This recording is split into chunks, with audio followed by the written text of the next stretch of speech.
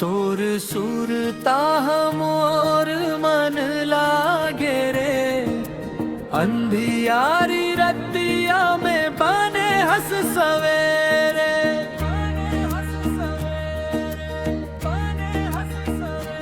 आँखी के कजरारा तोर मुस्कान, तोर मैया में हर पल बसत है परान।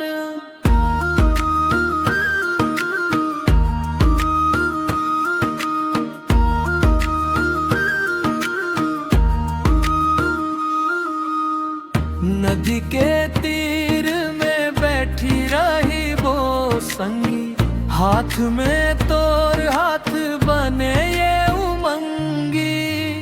नदी के तीर में बैठी रही वो संगी, हाथ में तोर हाथ बने ये उमंगी। दुनिया के डर नहीं ना चिंता है ककरो, तोर माया के रंग में रंगे हव मैं तो। चंदा के चांदनी लाला जा देवे तोर रूप, तोर बिना लागत है ये जिंदगी हा धूप। अइहा मोरे घर में तान बन के अब, तोर माया के जादू में बंधाए हब में सब।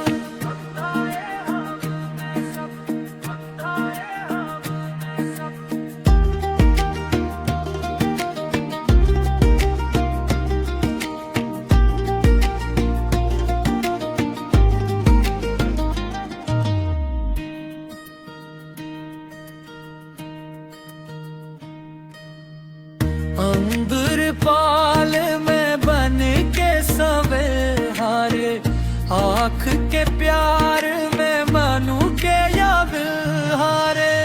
अंदर पाल में बन के सवे हारे, आँख के प्यार में मनू के याद हारे। हाथ के काजरारा तोर मुस्कान, तोर माया में हर पल बसत है परान। नदी के तीर में बैठी रही वो संगी, हाथ में तोर हाथ बने ये उमंगी। दुनिया के डर नहीं ना चिंता है ककरो, तोर माया के रंग में रंगे हब मैं तो। रंगे हब मैं तो, रंगे हब मैं तो। चंदा के चंदनी लाला जा देवे तोर रूप, तोर बिना लागत है ये जिंदगी हा धूप। अइहा